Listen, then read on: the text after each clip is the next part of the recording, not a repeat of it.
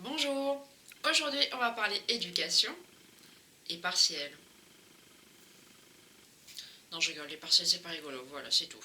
On va donc parler éducation et d'abord parler de ce que je fais en ce moment cette année 2019-2020, une licence à distance. J'aurai mon téléphone avec moi un petit peu parce qu'il y a des notes, j'avais fait un article dessus sur le blog, sur la licence à distance et également les partiels. Pour ça, ça me servira de bloc-notes, voilà c'est tout, comme ça vous saurez. Donc, ce que j'ai fait, c'est une licence d'anglais LLCE pour licence langue civilisation étrangère ou régionale à l'université de Caen, Normandie. Donc en gros ça s'est passé que j'étais à Parcoursup, je me suis inscrite sur Parcoursup en juin je crois, genre c'était vers la fin, c'était le gros bazar, ça c'est sûr, mais j'ai eu une place, je ne sais plus comment. C'est allé assez vite parce que j'ai vraiment cherché super rapidement pour les centres d'éducation multimédia universitaire. Et il y en avait un justement à Caen. Et également en Lorraine, mais la Lorraine c'était un peu trop loin donc j'ai choisi Caen. Et ils proposaient vraiment beaucoup de formations, mais il fallait vraiment être très rapide pour avoir une place parce qu'il y en avait encore beaucoup qui souhaitaient. Étant donné que j'aime l'anglais et j'aime la traduction et un peu tout ce qui va avec, la civilisation, la littérature, un petit peu moins, mais je crois que mon avis sur la littérature anglaise, ça s'est amélioré au fil du temps. Je m'étais dit, je vais pouvoir travailler à côté, je vais pouvoir avoir de l'argent pour moi, pour pouvoir m'acheter les livres qu'il fallait, parce qu'il en faut vraiment beaucoup. Super, dépenser de l'argent pour les cours, trop bien. Mais évidemment, il faut vraiment, genre, il faut que tu aies un ordinateur, ça c'est sûr, une imprimante pour pouvoir imprimer les cours via le campus, parce que sinon, ben, tu peux pas, quoi. Au début, j'étais un peu perdue, ça c'est sûr, mais à force de voir la même chose au fil des jours, comment faire, etc., on s'y habitue évidemment comme si tu étais dans une vraie fac.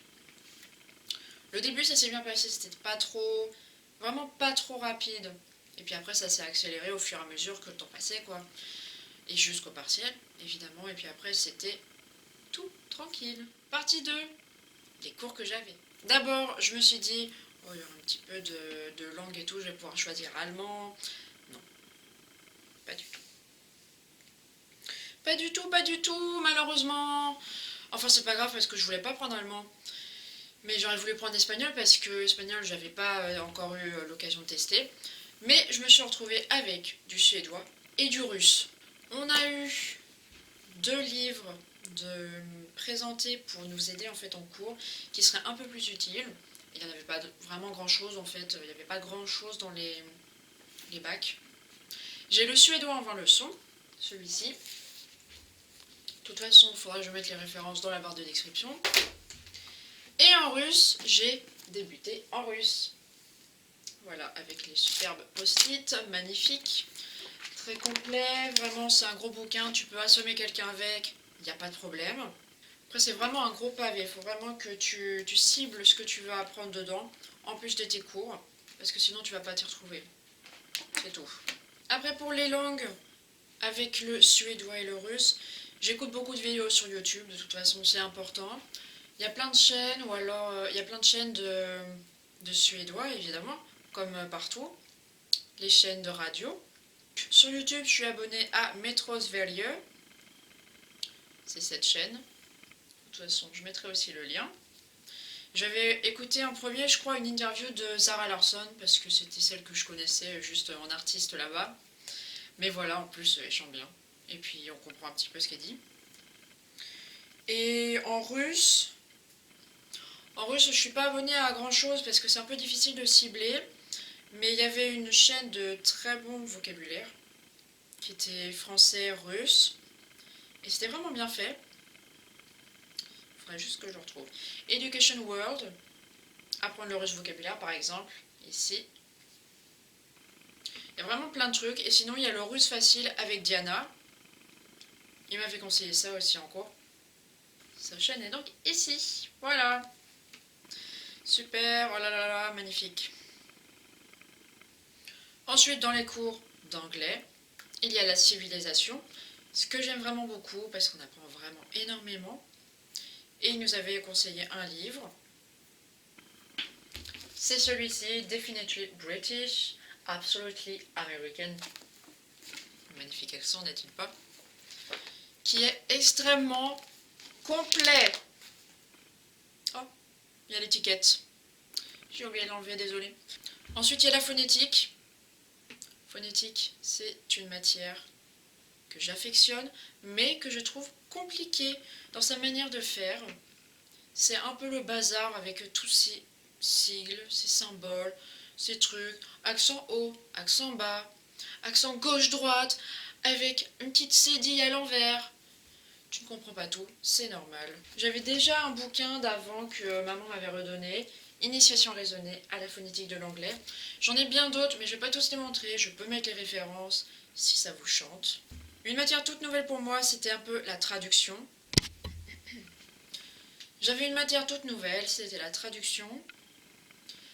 Ce n'était pas si facile parce qu'il y avait bien la traduction anglais vers français qui à peu près j'arrivais à faire quelque chose de pas mal. Mais la traduction française vers anglais, ça, c'est un autre bateau. Tout est question de changement. Il y a vraiment plein de changements du texte anglais au texte français.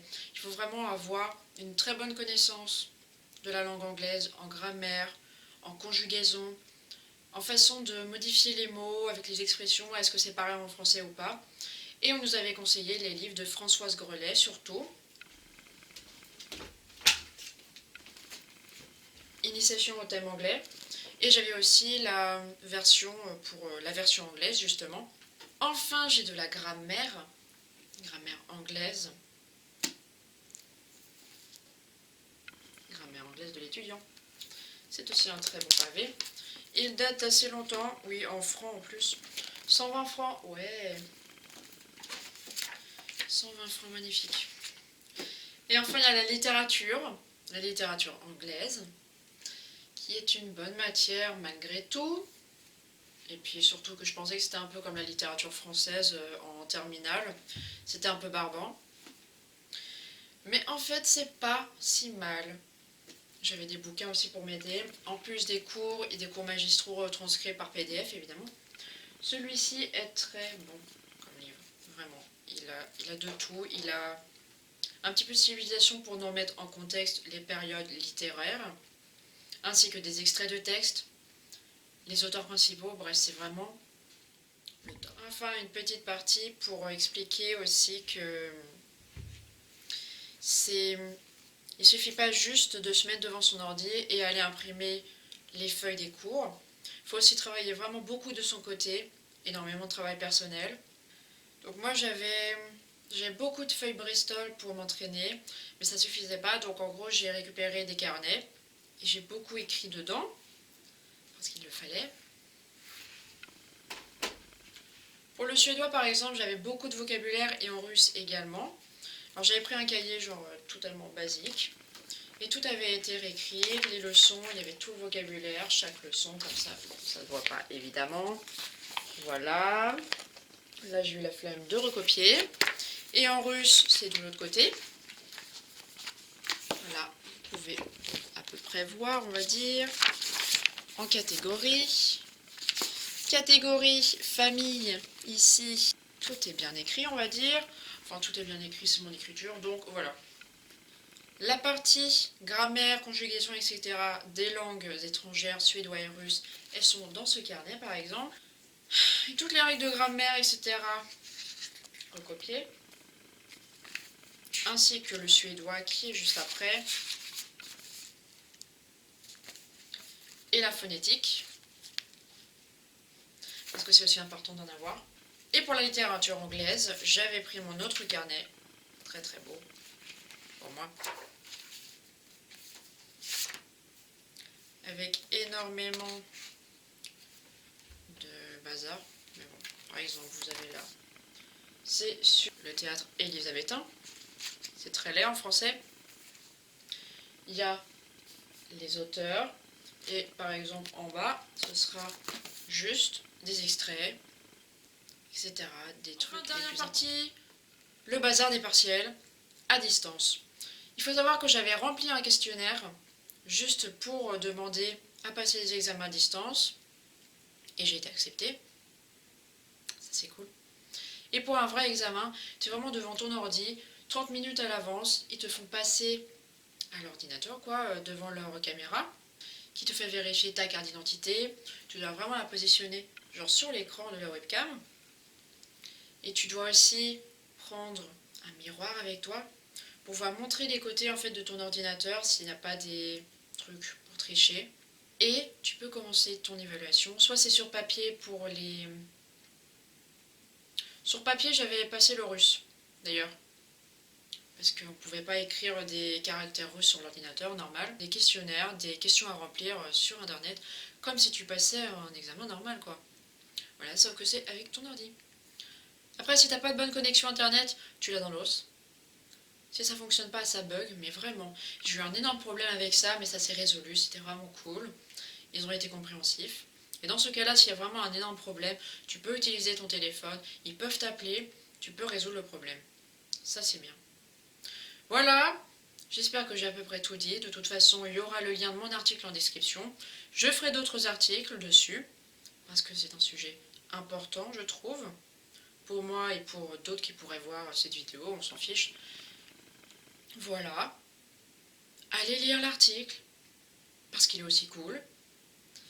Et je vous dis à tantôt. Comment est-ce qu'on dit au revoir en russe? Kouleviettes. Ah bah non, ça c'est salut. Bref, voilà, au revoir.